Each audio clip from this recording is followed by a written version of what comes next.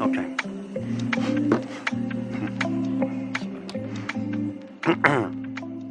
Welcome to Inside the Video Store. On tour. The road edition. A special guest. This is Matty Budrewicz. Hello. Matty Budrewicz is an icon. Thank you. Thank you. I'm here up in Matty's home. Matty has been kind enough to invite me. Well, I didn't give him much choice. I just showed up. I just showed up, and you forced my way in, and I have your dog tied up in the basement until you completed this video. Now, for those of you who don't know, Matty Budrewicz has been my lifelong, 12 years, creative partner. We have been working together for 12 years now. Where do we start off? We started off on the epic hallowed ground of UK horror scene. UK horror scene, which was a terrible website. And actually, I mean, yes, but we did get our. I think that's where we learnt our craft, in a sense. It's certainly where I stumbled across you and thought, "Who is this guy? I hate him." Yeah. And I think the first time I became aware of you, we both reviewed Silent Night, Deadly Night 3. Oh, really? And your article got put ahead of mine. And I was like, who is this man treading on my lawn? I had no right whatsoever to review that film. I mean, if it was 2025, I would not even insert that disc into my DVD player, because I would be under no false assumption that is your territory. Yeah, like it really, I remember it really put my nose out Really? the joint. Yeah, Oh, and I wow. was just like, I mean, I can't think what it was, but there was something around about this. I think we maybe like exchanged a little message here and there via like the comment section on the UK horror scene's social media. Oh, wow. And then I can just remember that it became very, very apparent that we had a very similar taste in films. Yeah. And that initial sort of territorial circling of you was like, oh my God. And I think the first movie that you referenced, that I was just like, we must be friends, was Jigsaw. Oh, the Charles Band movie. Yeah, that's one of his ill-fated Love that film. Tempeh. We still can't ever decide how we pronounce it. But yeah, and that was that. And I think that we sort of hit it off there. I'm going to write something on that film one day, because the director keeps on cropping up on my feed, and I think I need to do something like that. Didn't you interview him a while back? I wrote to him, but he was in the middle of something. Right, and we sort of thought, well, let's reconvene at a later date, but it never came to fruition. So yeah, we had the UK horror thing, which kind of told us exactly what not to do in the whole Yeah, because it became very obvious very quickly that the sort of stuff that we were interested in, there didn't seem to be much of a place there, and we certainly didn't have the kind of, I guess, freedom / creative control that we were. I don't think at the time when we first started like talking about working together on stuff, I don't think I was sort of understood that that's what we ultimately wanted and stuff, because I think we did UK horror scene, we had a bit of a falling out with the guys at UK horror scene. Well, I think we just disagreed with the whole way of doing things. I mean, you've got that great full research anecdote, haven't you?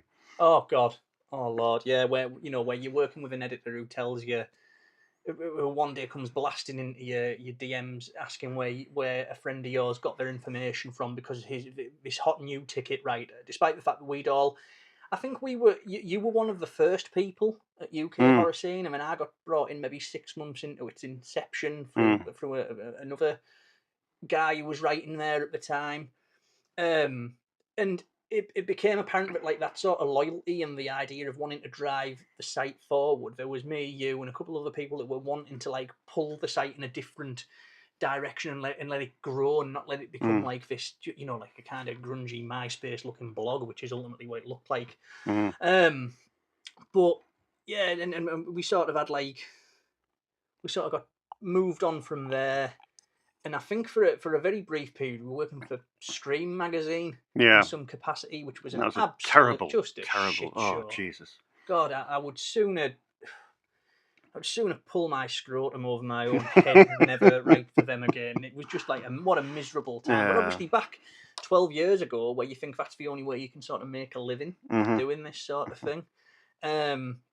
and that was just really, really awful. And like, I can vividly recall around about that time, I was having several conversations of like, is this worth us doing this? Because it was just absolutely awful. And we had we had a friend at the time with us called Joy, who was she was questioning a lot of whether she should continue in that regard. And then the three of us, like Joy went one way and pursued her thing, and then me and you, but as if by some miracle, I met another guy who we'd become friends with on the grapevine, a great dude called Colin McCracken. Yeah.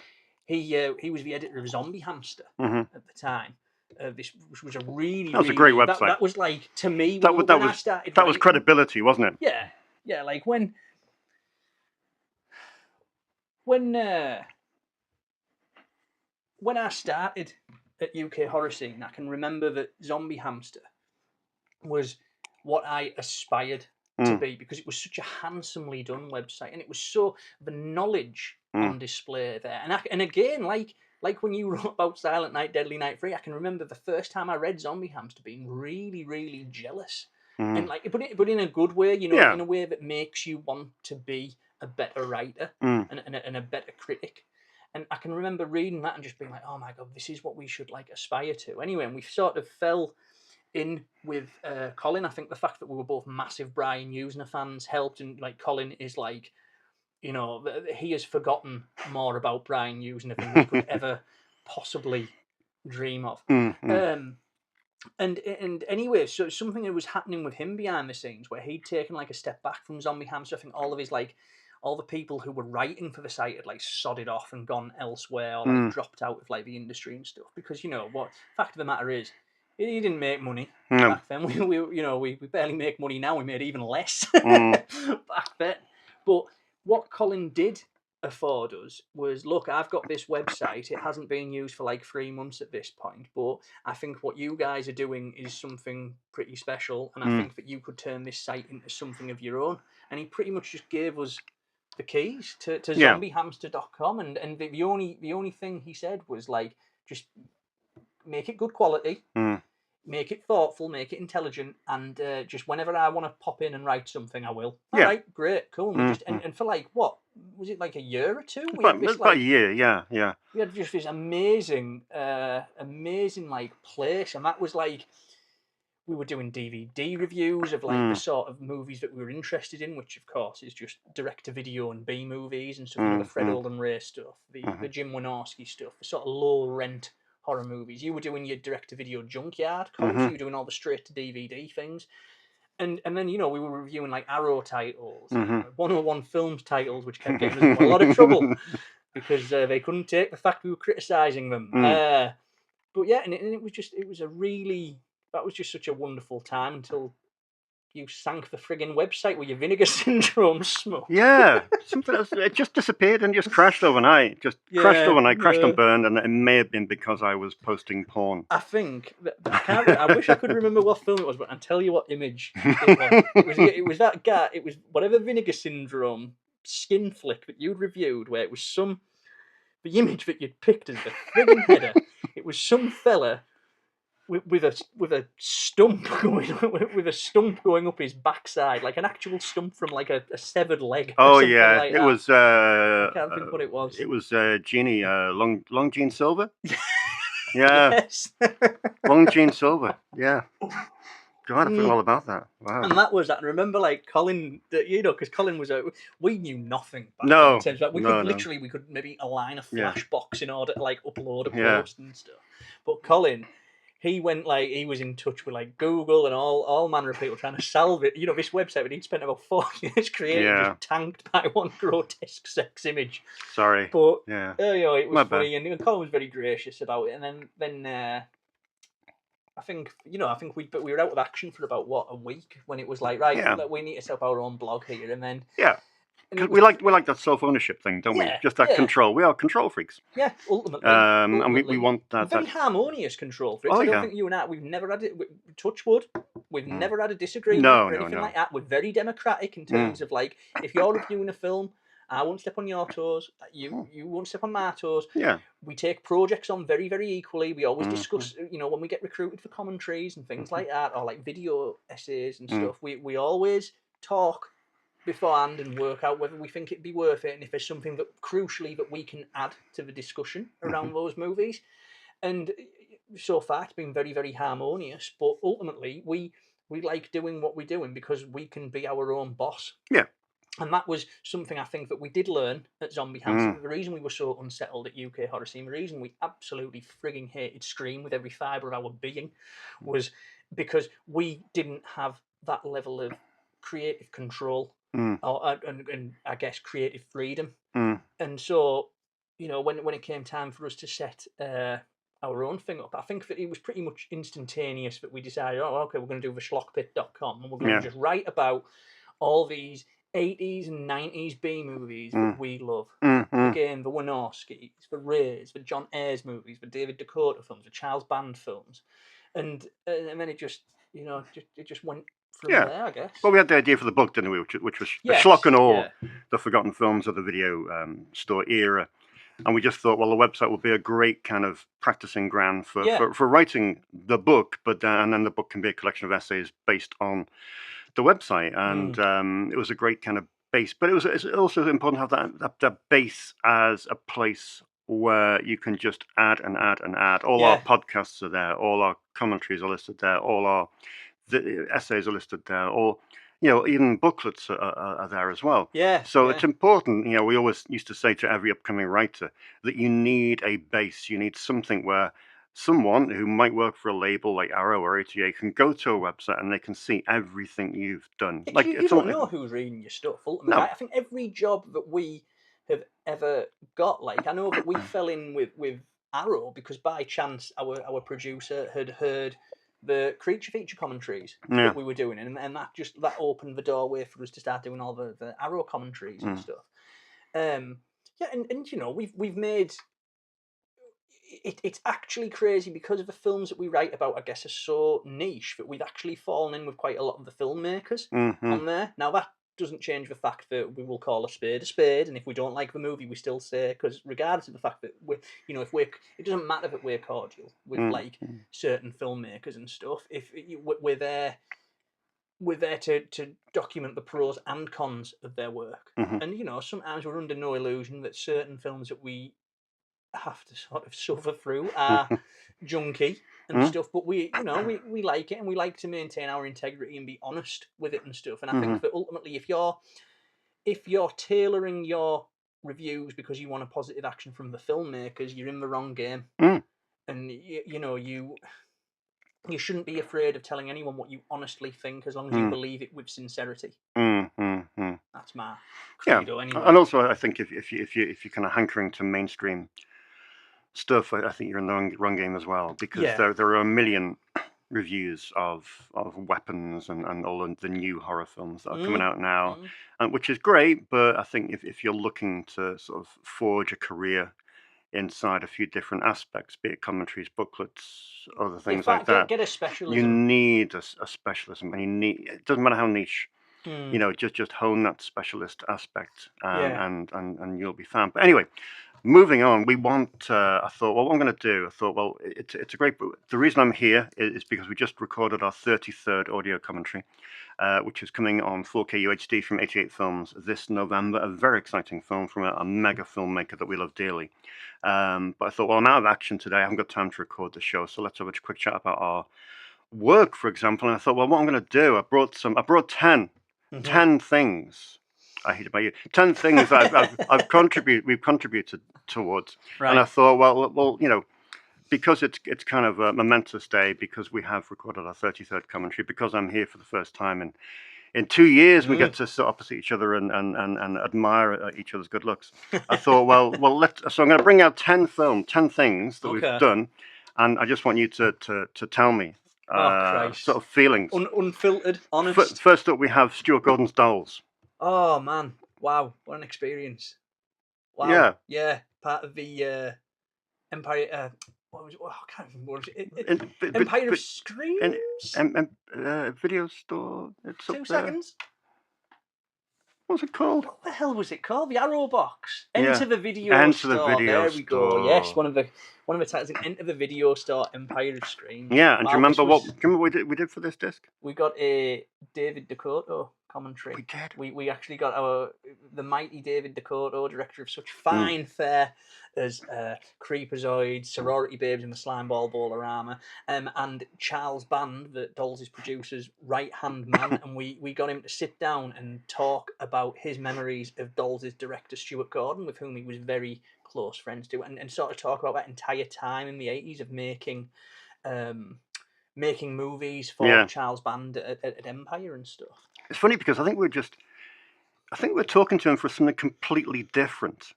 Yeah. And I think that's right. He wrote a list of filmmakers that he suggested we should do series on for the Shock Pit.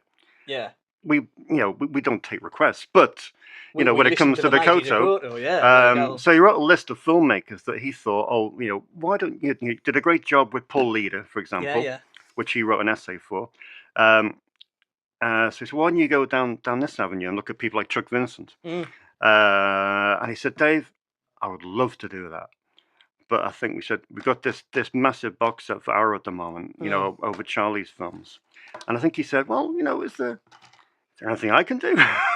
And I think we said, well, you need Stuart Gordon. Why don't you do a commentary for Dolls? Yeah, I think if memory serves, I think Robot Jocks was the only one in the set that was boxed off. They didn't need any more extras for that because they just ported over all the stuff from the Shout Factory disc, and that was like loaded, man. Mm-hmm. But yeah, so and it was, I think at the time what we'd done, we did a commentary with Jeffrey Byron for the Dungeon Master. We did one of my, to this day, still one of my favourite experiences doing the audio commentary with Mike Deek for Cellar Dweller. And Mike Deek is just like one of the best people ever to get on a commentary. He's just like so funny, so easy to talk to, just a nice dude. And then we'd done a video essay on John Carl Beekler, which was just like, loved doing that. Just any excuse to talk about Beekler, man. And so we were kind of like,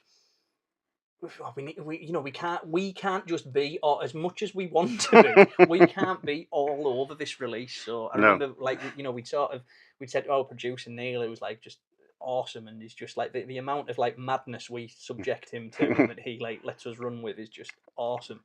But he was get DeCoteau on it, and I think if memory serves, didn't DeCoteau? I think he just had like the flu or something when he recorded it. I don't know. Kind of like under the weather on. But it's quite funny because we're listening to it. You kind of QCing it, and you're listening to it on your headphones, and it gets to a stage in the film, and Dave's like, "Oh, 1 sec, just gotta go and get a bottle of water." Yeah. And off he goes, and you hear him going to his fridge and getting a bottle of water, and the film's running. I'm thinking, right, okay, I need to cut that bit. Yeah, but he's awesome. He's part of the DeCoteau chat. He knows what he's doing. He's as well as being a bloody brilliant filmmaker. He's some of the stuff he used to do back in the day, moderating the commentaries on Code Red, man, were like unbelievable. Like, yeah, and again, what always strikes me is with people like him, is that they're just as much as fans of the movies as we are. And stuff, and he's just happy to sit and talk about movies and stuff, and he can reminisce all day long, and his memory is like insane. Yeah, absolutely insane. I thought it was a real highlight getting him to do that. Without doubt. This was a sweaty day. Today was a sweaty day. That was a sweaty day. Crocodile 1 and 2, which we did back to back. Yes, I think in like just powered by caffeine and sweat. Which was hot. I wish I could remember what day we recorded on, but it was like in the middle of like a heat wave about 4 years ago, or something like that, and it was just. Do you know what's really weird? I remember that we sought this project out. We'd seen the Kaleidoscope. It came up on like Amazon when we used to religiously track what was getting released and stuff. We saw that they were releasing the Crocodile movies, which if you don't know, 2 creature features from the wonderful New Image. The first film is directed by horror master Toby Hooper. It is absolutely fantastic. Today, as I say in the commentary, I am convinced that it is a stealth remake of the Texas Chainsaw Massacre. It's just with a chainsaw replaced with a giant friggin' crocodile. And then the second film, Crocodile 2 Death Roll, or Death Swamp, depending on your territory, that's directed by the wonderful Gary Jones. Who comes from the same sort of Michigan filmmaking circle as Sam Raimi and Rob Tapper. And when we found out Kaleidoscope were releasing these movies, to me, were so instrumental in helping hone my taste as a teenager. Like, they back in the day, they were released on DVD by Hollywood DVD, this wonderful, bargain basement label. I've got a couple of Hollywood discs kicking about here and there, and like literally I treat them like sacred objects.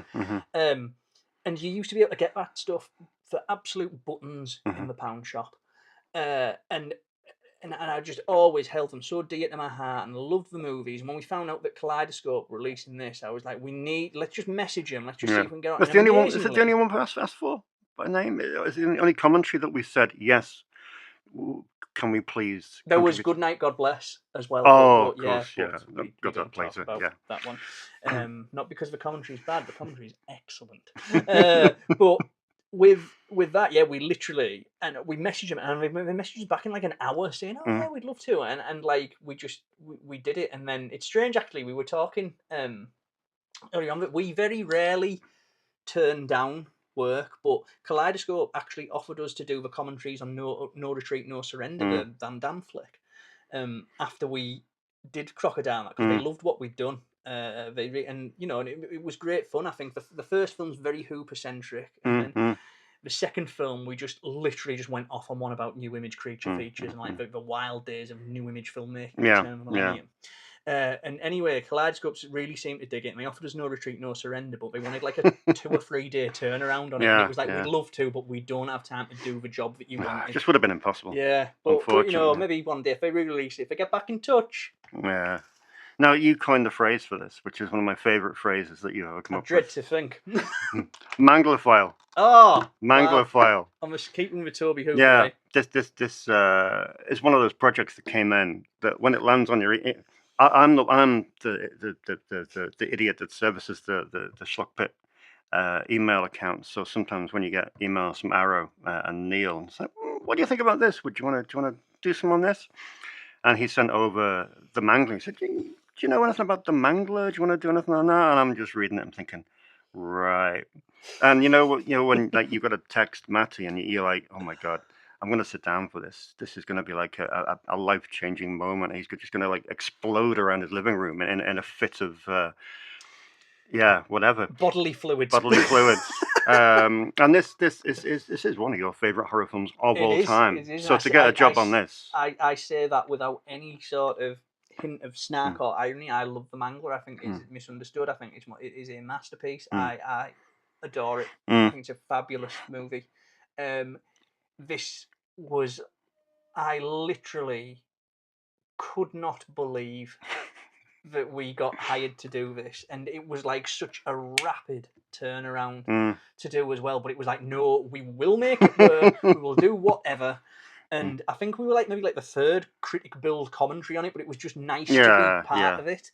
And it was I couldn't believe it. It was just a thrill just to be able to sit there for like 104 minutes or however long The Mangler is and just talk about Hooper, talk about like how very much like we did on Crocodile, like just how misunderstood he was as an artist, because I think Toby Hooper is one of my favourite filmmakers, and I tend to gravitate a lot to his more maligned films, like Crocodile, like The Mangler, Night Terrors, which I think is just an exquisite film. Toby Hooper doing Nick Rogue, Toby Hooper doing Ken Russell. What a mind melter of a film Night Terrors is.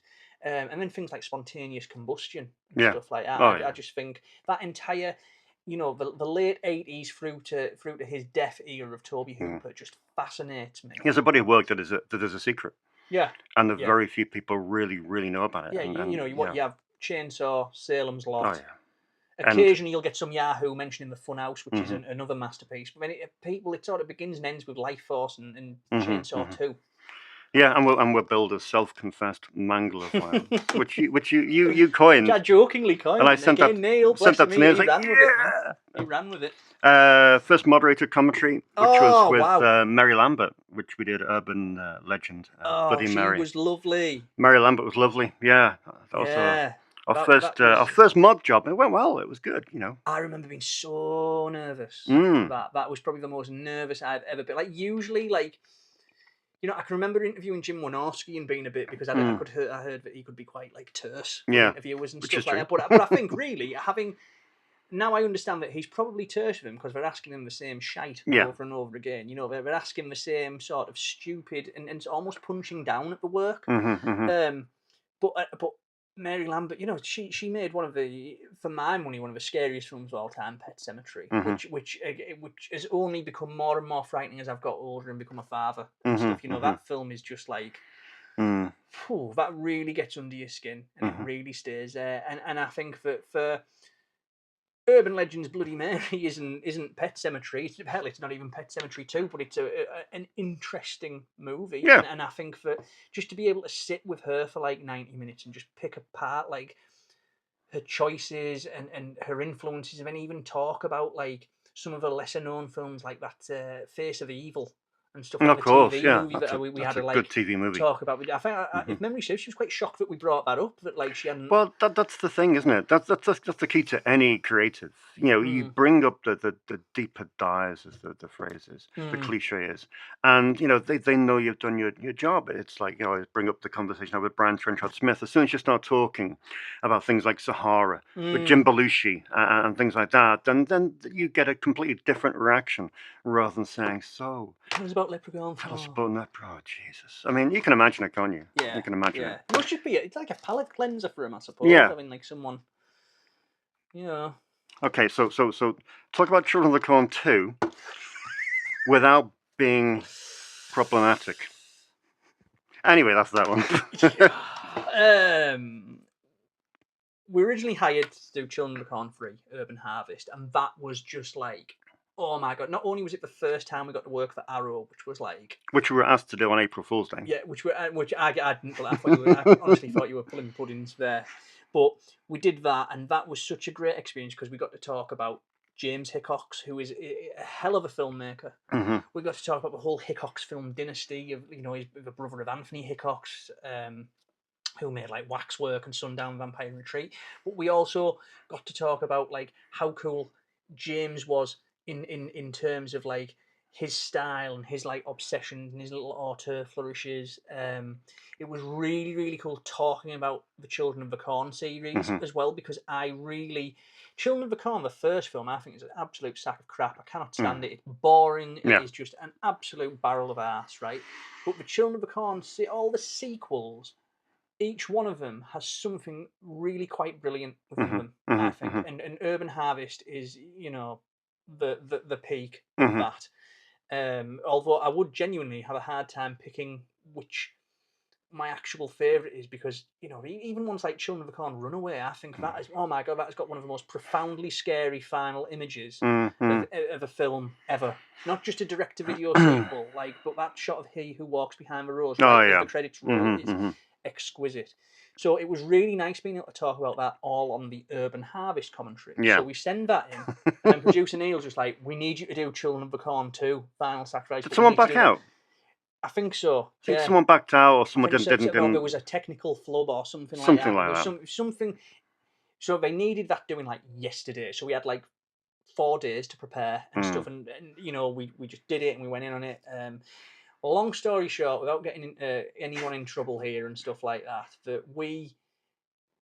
the commentary only exists on the first pressings, and it got taken. I wouldn't say suppressed, but it's just not on any other versions for a few reasons.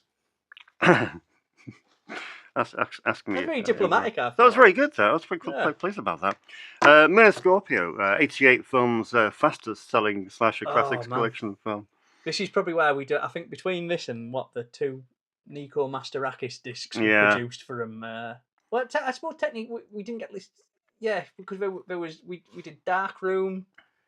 We got him to get Dark Room. We got him to get Grandmother's House.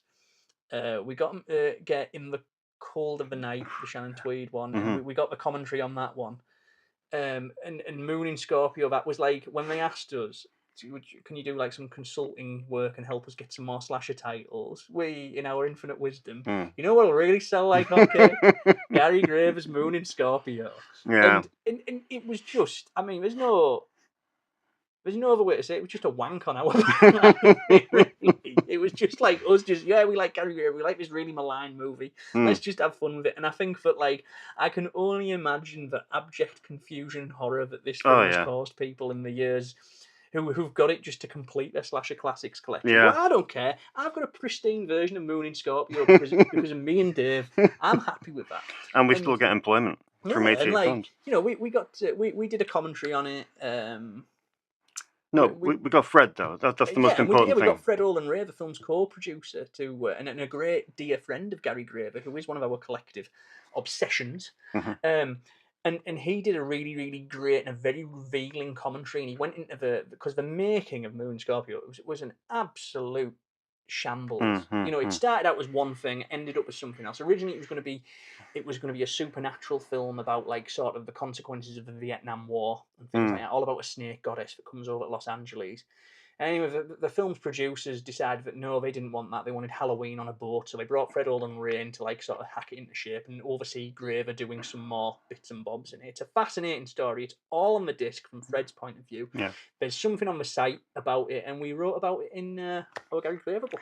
So, yeah, but the good thing was Fred got stiffed on the American disc, didn't he? Because he wasn't invited. Right. So to be able to give him the opportunity to tell the whole story on the British disc. He was on, I think it was Scorpion or Code Red who did the American release. He said, I'll do a commentary, because his idea, he needed to do a commentary because that is... all the changes were very scene specific. He had to be able to talk about what was on screen so you could see what was happening. Like this guy replaced that guy. So there was a lot of things like actors being replaced, shots being added in and stuff. And he said that he wouldn't have been able to do that as an interview, but for some reason, Scorpion or Code Red or whatever the hell it was, Kino, maybe, I don't know. Scorpion, I think it was. They were just like, no, we just want a video interview. So, and Fred ended up setting up his short-lived podcast off the back of that. And it was when we heard the story on the podcast, we wanted to do a commentary. Light bulb, let's get him for a release. And it was wonderful. Quick one, Anaconda, best booklet we've written? Okay. I don't know, actually. I have such an ambivalent relationship towards booklets. Yeah, booklets are a pain in the arse, but this was a very good booklet. Yeah, this was our big... between this and Hollow Man. Hollow Man was good. Really, I remember we got in a lot of trouble for that booklet. So that and Hollow Man's booklet, the legal division of the studios, they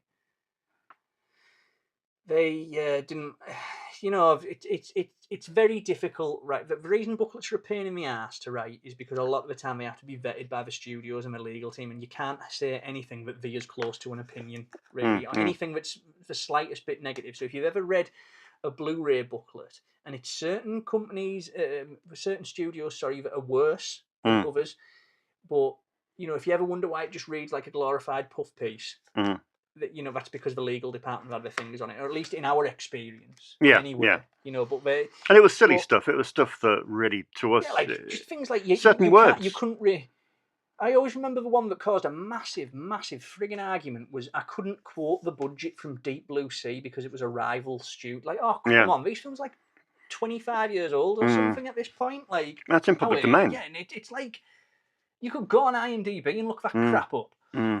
So it was just ridiculous, but it was really, really nice being able to talk about. I think we interviewed Hans Bauer for the first film. We interviewed Ed, what the guy?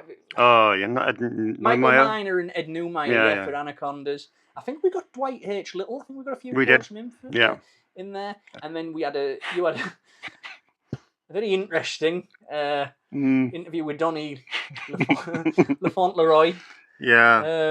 Donny Fauntleroy, about Anaconda's friggin' form. Now, not because of his insight into how to make a sci-fi channel movie was fascinating, but it's just his questionable choice of friends, shall we say? Yeah. But it was a fun experience. I remember we put a lot of blood, sweat, and tears into that booklet in it, and that was a lot of work. Yeah, man. There was that whole. How many movies did we watch? How indulgent was it as well? The fact we put an entire chapter about millennial creature features in there, and it was off the back of that we decided to do Natural Selection as a podcast. Oh, of course, yeah. Because we were just, I can remember us having this conversation. I don't think we're finished with this stuff yet. We've got a lot more we can say, and so it was crazy. So we got to talk to these interesting people behind the Anaconda series, which is a fun series, and then we got to basically just wave our peckers about and pee up on the lamppost and talk about new image creature features and things like Mansquito and Octopus and then Bats and all these crazy movies, and just sort of, it was just an absolute indulgence. It was. But it was really, really quick. I think we wrote it in like 3 weeks. Did we? Something like that. It was absolute rapid turnaround, like in terms of the scale of it. No pun intended. But yeah, but I can remember though, I think we really had a point to prove with that on Hollow Man. I think we wanted to prove that we could do something other than just an essay in a booklet. Yeah. But we wanted to make them like a mini book. Like almost something where you could literally take that out and you could read it on like a train while you're on your daily commute and stuff. Well, yeah, so that's the way we've always approached everything, really. We always wanted to take something which has a convention, and mix it up. I mean, you either get a academic commentary or you get a podcast commentary.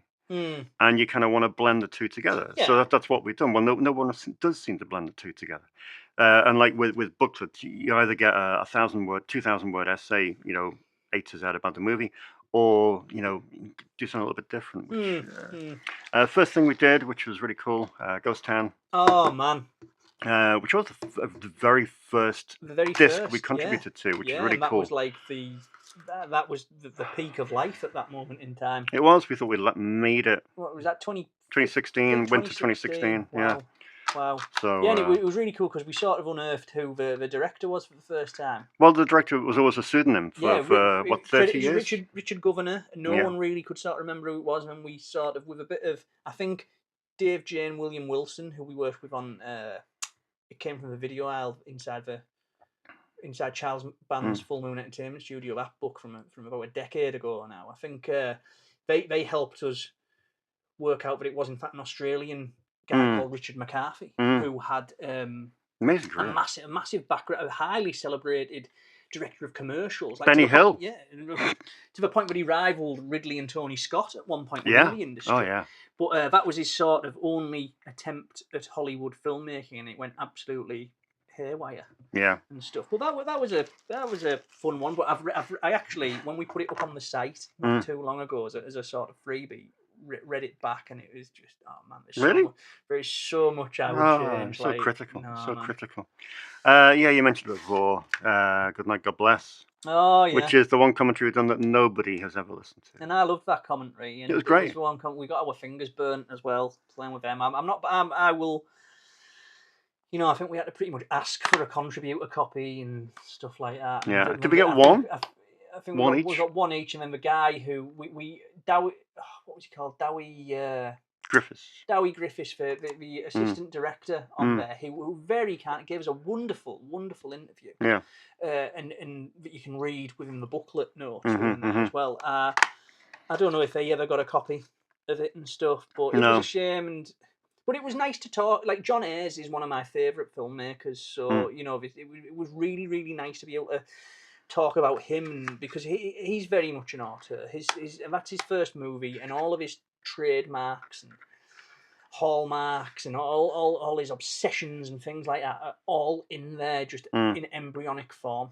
And Ayres is just a genius in many ways. He didn't start making films until he was 40, but he was already a millionaire by then because of he had a successful video store company, ABC Video. But then before that, he was a bread delivery man. He had a market stall, and him and his creative partner Jeff Griffith just sort of dragged themselves up almost.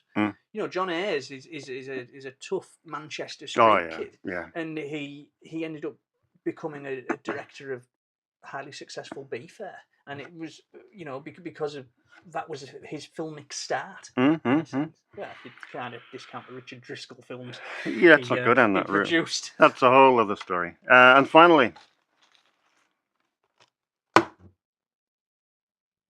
oh man, what could have been? Cyborg. What could have been? We're not on this. Oh, we're not on it. No, we're not on that. Didn't we do that? We should have done. No, we should have done. Yeah, that's. Yeah, but we got. Do you regret that? Do you think we should have just persevered, or because nowadays, you see, the reason we decided not to do this was because we tend to get promised, well, we used to get promised with 88 to be the only critic commentary on a film, because we kind of thought at the time, well, what's the point in having two critic commentaries? It's so much repetition. And when we heard that there was another critic commentary on this film, but commissioned by 88, so we said, well, we've already done 4 weeks worth of research on this. We were ready to go, and now you've kind of screwed us by putting another critic commentary on this. We'd been. I think my nose had been put out a joint by Universal Soldier that we took like a lead on, and then all of a sudden other people got drafted in. Same with Moon and Scorpio. That was like our baby, and then it ends up like compromised because. And I'm not saying that there isn't enough room for everyone and stuff like that, but it was more. I guess more of the promises maybe that came. Maybe I was reading too much, and I've mellowed a lot since then. Like I think I'm less. I think that the more voices, the better. So I do think we've maybe reached oversaturation point with how many critic commentaries there are on certain things. I think that realistically, you should always strive to get a filmmaker. You should get the filmmaker talking. And then if you can get that, then get a critic commentary as a supplement. Or if you can't get that, just do the one critic commentary. You don't. I honestly don't think. I'm probably cutting my nose off to spite my face here, but I don't think you need like 4 critic commentaries on a disc. It's like there's just no. And ultimately, you're throwing your money away. You're paying these people to do it because no one is very few people actually listen to critic commentaries. The only people who tend to listen to critic commentaries are other critics. And I think, and occasionally you'll have people who like do rips of them, put them on as like a podcast and stuff like that. But yeah, it probably sounds counterproductive to considering to the industry that we're in. But I do think that you just don't need that many critical commentaries on stuff. Because everyone just ends up repeating themselves, and it becomes a bit of like a pissing contest, I suppose. Or I don't know. But I think that if I could go back, I'd have just took my lumps and done it because we could have talked about Albert Pune. Yeah. But it is what it is, and there's a certain life you are always learning, and at the time, I guess I was kind of as if like, oh no, Maddie said he's not doing it, as if that had changed because as if I have that frigging straw. We had a row with 88, didn't we? Yeah. We had a row, and I don't think we spoke to them for about a year. Yeah. And I don't know how we got talking again, but inevitably when you're an expert on, or so-called expert on fairly niche films, then and yeah, look, this we like an on loan section. And it's just we're going to quickly rip through these in 3 minutes. Okay. So Welcome on Loan section. So bit of merch, obviously. This is what's been out this week at the video store. This is the only regular feature we're going to have. So quick opinion. I've done Matty-related films. All right, okay. So I'm sort of. Oh my lord, almighty! Talk about problematic. Jeepers Creepers Reborn is out on loan this week. Wow. Bit problematic, but less problematic than it could be. But because is it though? Is it? Is it really, Dave? Well, for those who don't know, the Jeepers Creepers franchise is now a very problematic franchise because it's always been, even prior to the first day of shooting, it was problematic, but less publicly problematic because Victor Salva, the director of Jeepers Creepers, got put away. He's a convicted paedophile. He's a convicted paedophile. And the guy who came up with the concept of Jeepers Creepers is a convicted paedophile, Victor Salva. So, I mean, there are arguments. One guy once had a go at me on social media for even stocking these films. He said, all you're doing is promoting the work of a paedophile. But, do you say, well, he served his time in prison and that's that? Or do you kind of say, well, no, let's remove his films completely from the face of the earth? I mean, that's the remake. Or the reimagination. So again, kind of less involvement. And yeah, I mean, I think it's a case by case basis, and it's whatever your own moral. Like I'll never tell you, no, you shouldn't watch this movie, or you shouldn't listen to this band, or you shouldn't read this book and stuff. But I think that if you are going to watch things like that, you at least need to be aware of the story behind it. Like you can enjoy Jeepers Creepers, but also acknowledge the fact that the guy who made it is a criminal. And then, you know, Facilitated and by... I do think that with Salva's work, it is very, very difficult. And because this would, I don't care if he's not involved. He'll have been paid for somewhere. Yeah. Somewhere along the line, he'll have made money off the back of that. Mhm, somewhere. But in terms of the films that he's directed, you can't separate the art from the artist in that case, because his films, his crimes, are so ingrained within the creative fabric of his films. mhm. And if you watch a Salva movie, you know, you will see that. You will see that there's a lot of uncomfortable, innuendo-laden dialogue, a lot of like Mhm. oblique references to what he's done, as if he's sort of working through. Mhm. Oh, I don't know. As far as we know, he's never reoffended. That doesn't mean I certainly wouldn't want to be sat in a room with him. Yeah. So, And read Matty's Clownhouse article on theschlockpit.com if you want to know more, and more about Francis Ford Coppola and his role in the whole saga. Saw how well up on the Saw films are you at the moment? oh, I haven't seen that one. Haven't you seen that one? The last one I saw was Jigsaw, you know, one by the speed rig. Oh, the guy right, who did Undead. yeah, I went to the cinema to see that, but I've sort of. You're a big fan of the franchise, going back. I used to be. Yeah, I used to be. yeah. But now I probably wouldn't thank you to sit through them all again. We grow as people. We do, You know, we and do. I think that I think the first Saw is really good. I love how operatic the guy is in Saw 3. I think Saw 4 is very underrated, and Saw 6 certainly has its moments. Right. But in terms, I just think that, like, you know, watching that sort of revisiting that tortured porn era seems a little bit like juvenile to me. Okay. You know, and I say that as someone who likes Munchie Strikes Back. So make of that what you will. Fair enough. House 2 fan? Oh, Jesus, that film sucks so bad. I hate this film. I hate Awful. this film. But I love House. I had a dissenting voice in the week. I mentioned this, the first one. That was Mark. Mark rented the first one last week. Right. Came in again with his son to rent the second one, and I criticised the second film in last week's video. Yeah. And Chris Ward, who we both know, Has he gone to bat for it? He's gone to bat for House 2, Dude. which is outrageous, because no one should go to bat for House 2, because it is a terrible film. And No, Chris, no. It's outrageous. No. Filth. House 3, however. We spoke to Carpenter before. Oh, yeah. Yeah, stunning. they live. I mean, how can you knock that? Yeah. You can't. It's a masterpiece. It is. Absolute masterpiece. Yeah. Brilliant. Stunning. Primevals is out on loan. Wow. Brilliant, Your isn't it? customers have good taste. They do, man. don't they? Yeah, You know? You've trained them well. Yeah. Tastemaker. Well, you see.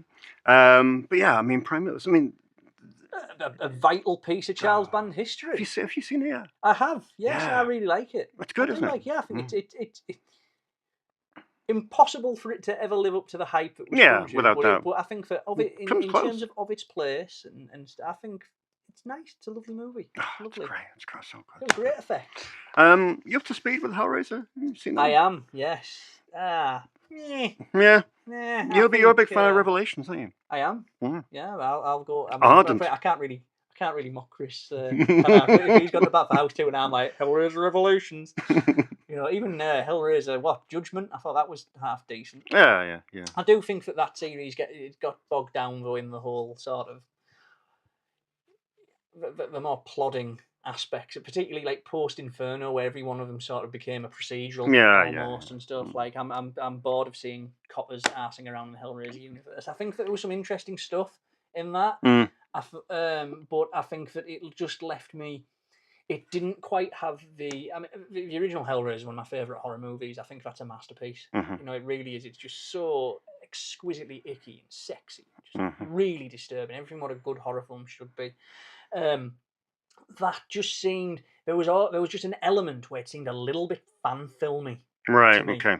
And I just found that the whole sort of mulling over on the trauma and stuff like that, it felt very pandering to sort of a modern audience. Whereas if you look at the original Hellraiser and Hellbound Hellraiser 2, was almost a timeless classic feel to it. You know, that they're both very much rooted in the Hammer tradition. Yeah. Whereas that's just you know, you could with a little bit of pissing about, you could change the Cenobites to just about anything. You really, really could. And it also, I think it's about 10 minutes too long too. It's a lengthy one, isn't it?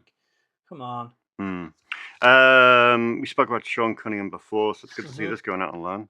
Oh man, I haven't seen this for many years. 6. Wow. Yeah. Is that freaking hell? Is it on UHD? Yeah, Jesus. crazy, isn't it? I last saw that on VHS. Did you? Yeah. Do you like it? Yeah, I did. Yeah, I went through his mad phase. There was that, Leviathan. Oh yeah. And then like sort of, they're all part of the Abyss kind of continuum and stuff. Coleman did a few, didn't he? Lords of the Deep, was it? Yeah, he had his little aquatic horror. I do like that sort of stuff. I do think Leviathan's my preference, but I remember really enjoying Deep Star 6 because it's got Miguel Ferrer in it, hasn't it? It does. Yeah, and I could, Oh, it's brilliant. God rest his soul, man. Because I could have watched him paint a fence. Yeah. And just be enthralled. Oh, great actor. He's so good. Finally, Oblivion 2.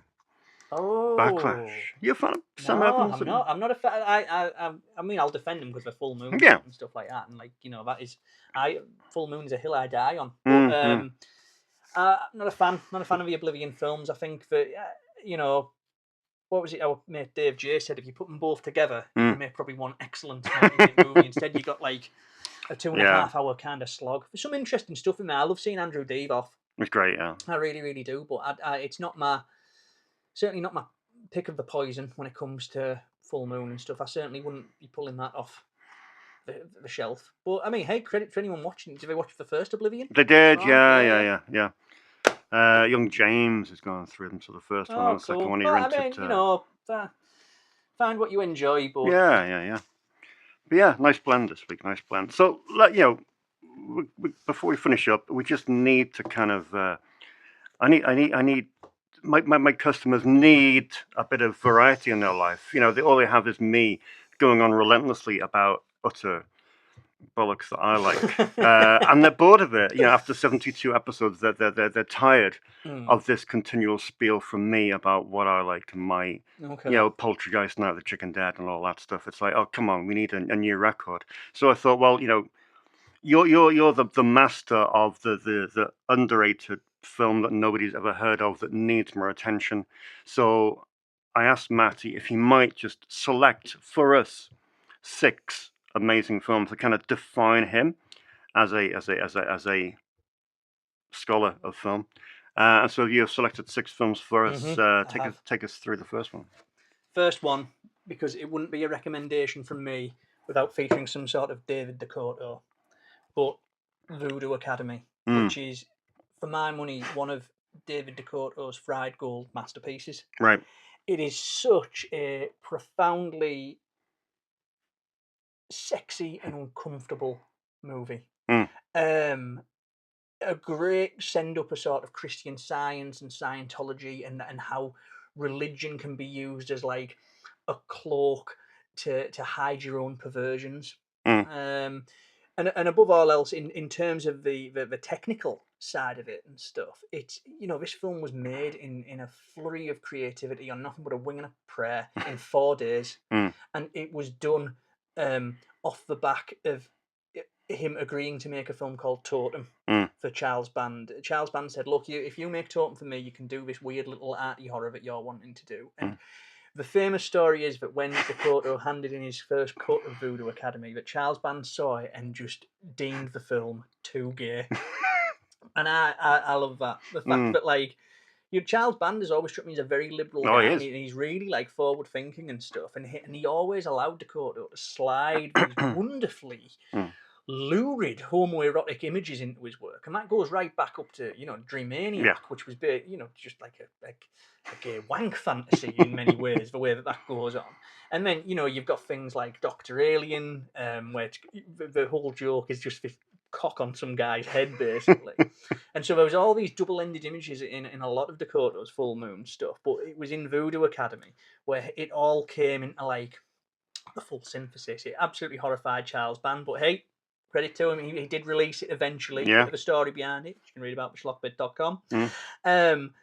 But in terms of DeCoteau as an artist, it was such a transitional work too, because this is the film that really led him into becoming the DeCoteau that he sort of lampooned about being today. Because if it wasn't for Voodoo Academy, we wouldn't have had Rapid Heart Pictures and stuff, which was DeCoteau's own boutique operation, and that's where he became renowned for making the homoerotic horror movies, for things, you know, like Ancient Evil, Scream of the Mummy, or Leeches and Speed Demon and stuff like that. But this, superb, love it, can't fault it. I think it's a perfect movie. Yeah. Superb. Next. Bit of Jim Wynorski. But not the Wynorski that people would expect. Which not is things like Chopping Mall. Not things like Deathstalker 2.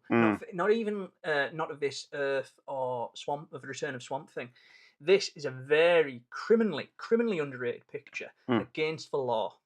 A wonderful modern day Western. Like Wynorski he's a massive fan of Westerns. Absolutely loves the Dollars trilogy, loves all the spaghetti Westerns, things like that. He'd made a couple of like stabs at doing like Authors Before and Author-y type movies, most notably Hard Bounty. And that was kind of like, that was just a titty Western. You know what I mean? Just big busty women on horses and stuff. And it but this is just really, really great. A very sort of set in modern day Los Angeles. It's a Western for the Tarantino generation and stuff. And that's how I'd describe it. Where you've got Richard Greco playing this guy called Rex, who just goes on a cross-country killing spree of police officers, challenging them to quick draw contests. You've got Nick Mancuso as the guy, you know, as the sheriff trying to bring the outlaw in, and then you've got Nancy Allen doing the sort of Wayne Gale in Natural Born Killers thing, like filming him as he's going about there. And it's a really good mediation on how the media create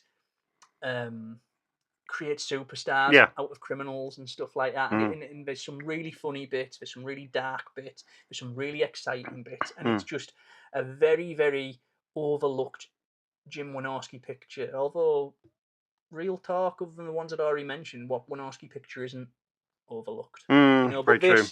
This is the creme de la creme. Cool. We mentioned this guy earlier, but I feel like Project Shadow Chaser by John Ayres, the director of Good Night, God Bless. This is the film that Ayres said legitimised him as a filmmaker. And now most people probably watch this and just be like, what, this kind of schlocky Die Hard and Terminator mashup, this legitimised it. Yeah, it did. And while it is just a Terminator riff, while it is a Die Hard riff, I mean, how can you resist Die Hard and the Terminator thrown together? Yeah. You know, that's just marvellous. Absolutely marvellous. It's so exciting. It's so well done. It's really, really thrilling and action-packed. And I am an absolute sucker for any film that involves a robot, a murderous robots and stuff like that. Am I like catnip, man? I think this is just such a wonderful movie. I've been obsessed with it ever since I was like a kid. I can remember just seeing this video cover and just being absolutely transfixed by it. And, you know, it's sadly, whatever version that you know, you're never liable to see it looking any better than VHS because the negative is apparently destroyed. And it's really, really sad. I do hope that a print will surface somewhere, because the film, although it went straight to video in the UK and in America, it did play theatrically in Japan and Egypt and sort of other more exotic locales. So hopefully a print will surface and someday someone will care about it enough to find it and strike up a new transfer and stuff. But it's a series of 4, isn't it? And they're all really consistent. Yeah, like Project Shadow Chaser, this is my favourite. I think it's fabulous. I absolutely love John Ayres. He returned for the sequel, Project Shadow Chaser Night Siege, which he made with New Image. That's just an absolute stripped back bottle rocket of the film. Then the series sort of Project Shadow Chaser 3000, which Ayres also directed. That's just Alien with a robot. Right. And Frank Zagarino, he's in all of them. He's in number 4, but number 4, The Gates of Time, is sort of a rogue entry, because it started out as something else and then it morphed in, and it caused a little bit of friction between John Ayres and New Image, who by that time were producing the series. And led to a little bit of friction there, but obviously they kissed and made up, and Ayres went on to make Octopus. Of course, But yeah, a great movie, really exciting, and one of, if people want to know, why do you like direct-to-video movies? Why do you like B-movies? Why do you like films about robots? This is why, because it's just fun. It's just a delight, and it's just quotable, and just it's a blast. I love it. Now, this is the first one I haven't seen. I haven't seen this film Really? at all. No. Oh my lord! Well, this one, and excuse this because this is indeed a bootleg, but this is Welcome to Arrow Beach, and my word, what a strange film! Yeah. This is what a strange. This film has had such a power and a thrall over me. God, if you look like here, I've got like. I actually haven't watched this version yet. Right. The version I usually go for is this that I taped off Channel 5, 2005, 2006 time. And this was back in the time when I used to I would prowl the TV listings and anything horror I would tape. And I saw this Welcome to Arrow Beach and it was like, oh my God, it's about cannibals. It could be like Texas Chainsaw Massacre. It could be like The Hills of Eyes. And I taped it. And lo and behold, it was only one of a rare airing of the uncut version, which apparently that is, because the only other version I've got is this Brazilian bootleg, which was cut to ribbons, and that was based on a version that was released in the UK on video in like the early 90s and stuff. But it's such. Yeah, but you take out your notes on that because Oh, when that was on Channel 5, you made notes on that. I mean, these notes are 20 years old. Is like absolutely. What sort of anal anorexia? Who the hell makes viewing notes at the age of like what? What are you, 16 or something? I don't know. Yeah, but got a bit of what? Look at this. I've put an update from 2024. I've corrected a spelling mistake. What a wanker. But yeah. You know, just absolutely crazy. That's amazing. But for the actual film itself, it started as a big studio production over at Warner Brothers, and it was starring Lawrence Harvey, who was also going to direct it. Obviously, the actor from the Manchurian Candidate, very famous, very acclaimed. But the strange thing with Welcome to Arrow Beach is that it was the last film Lawrence Harvey made before he died. He actually died shortly after the film was edited. By all accounts, he was editing the film from his deathbed. Gosh. And people were like, what on earth? What is this weird, lurid tale of a man eating people on the eponymous Arrow Beach? What the hell is that? Why is someone of Lawrence Harvey's caliber attracted to what's basically an awful grindhouse film? And it turned out that apparently Harvey was dying of stomach cancer because of his peculiar eating habits, and the theory among the people who've watched Welcome to Arrow Beach is that it was Harvey's way of putting his own bizarre culinary obsessions onto film and stuff. But it's a really weird horror film. Just a very, very strange. It's got Meg Foster in, which she's also in Project Shadow Chase as well, which is bizarre.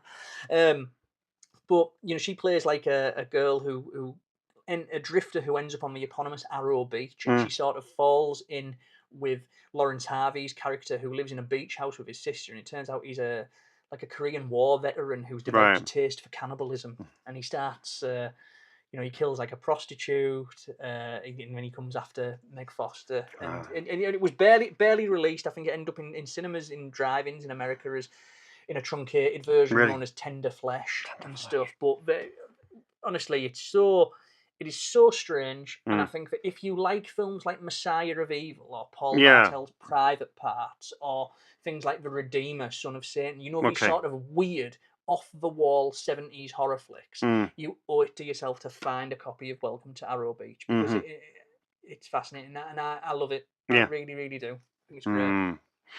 We've got a bit of Tony coming up next. I need to put some Anthony Hickox in there, and this is the French DVD of one of my favourite Anthony Hickox movies, Invasion of Privacy. Most people, when we talk about Hickox, obviously it's Waxwork, Sundown, The Vampire Retreat, and Hellraiser 3.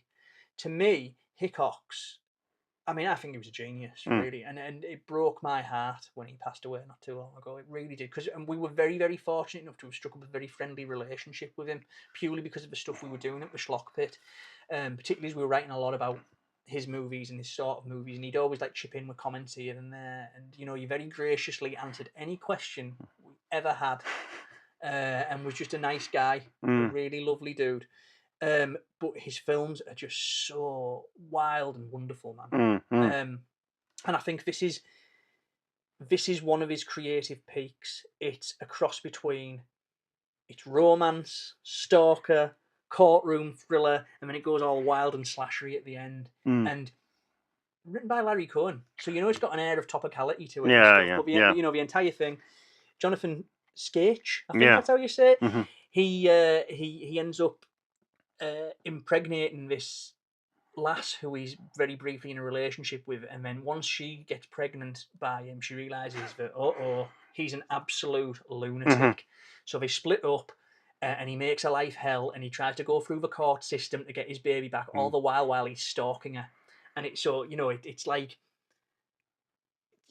Perry Mason meets Fatal Attraction, and then with a bit of the hand that rocks the cradle in at the end and stuff. But it's a really, really clever, really biting, a sort of stealth remake of an earlier film that Larry Cohen had scripted called Daddy's Gone A-Hunting. Oh yeah.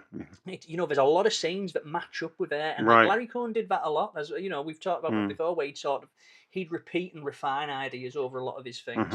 Now Cohen, he hated the finished version, Invasion of Privacy. He thought that they just turned it into an absolute farce, and that they'd ruined it with bad directorial choices. But that is absolute lie. This is Hitchcock's at his strongest and most confident. There's stuff in there that, Polanski was such a big influence on him with this film. Like, the whole film to him was designed as like a Polanski homage, particularly Rosemary's Baby, particularly Repulsion. But then he also does this entire Brian De Palma thing as well. There's so much awesome use of split screen in this. It's such a snazzy and slick film. It's so good.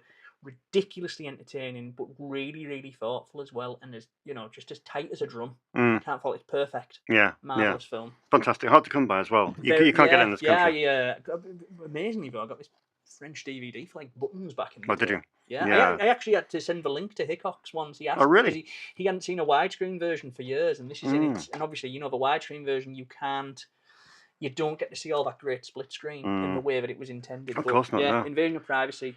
Awesome. Very cool. We have got a copy in store, but I think it's an import from somewhere. Treated free. It might be Canadian import, but it's got no reach encoding. But yeah, very cool. And finally. One that I don't have. I'm going to have to sort this out. Rejuvenator. A fabulous, this body is, horror.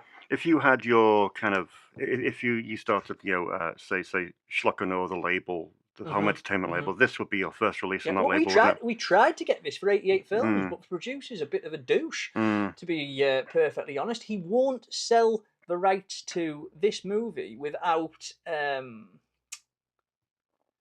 bundling about 4 different things in with it. Now, some of those other things, I think one of them is I can't think what it's called off the top of my head, but it was the follow-up that the director of Rejuvenator made. Right. Some sort of Escape from New York type riff, and I can't remember what it is off the top of my head. But Rejuvenator is just one of the, it sounds like a Reanimator ripoff. Yeah. But it isn't. It's a modern day version of the Wasp Woman. Right. So I think that if people liked The Substance, say. I think this would be right up their alley to sort of seek out. It's really, really sort of gritty and grim, and it's really perverse and affecting. It's got the whole Sunset Boulevard kind of aspect in, about a fading star trying to recapture like her beauty in her youth and stuff. And it's just this really bleak view of what people will do to try and stay young and relevant and things like that. And just the effects, Ed French's effects work is just incredible, absolutely incredible. It's actually a crying shame that the director Brian Thomas Jones didn't actually do any more significant horror movies off the back of this. Isn't it? Because I honestly think that he would have been a talent of Stuart Gordon and Brian Ewing in proportions. I think that his flair for icky body horror, I'd have loved to have seen more films in this nature. But yeah, if you like The Substance, if you like Stuart Gordon's movies, particularly like From Beyond and stuff like that, I honestly can't talk about this movie highly enough. I love Rejuvenator. I think it's great. I wish I'd have gone up in the loft and pulled out my massive American One sheet.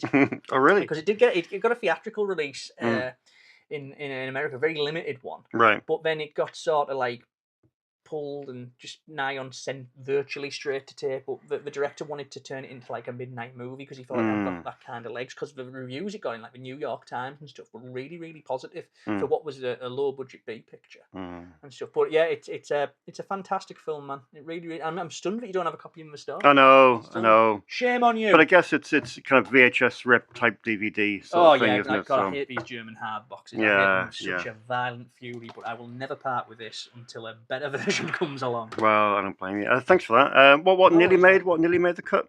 Oh God, Brian Usner's Rottweiler. Right. I love that film. Yeah. I love it. Unashamedly, but I think that's a great film. We did a podcast on that, didn't we? Yes, we did. What else? It was Rottweiler, Spontaneous Combustion, Toby Hooper movie.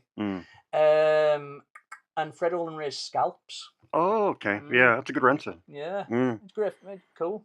It's very atypical.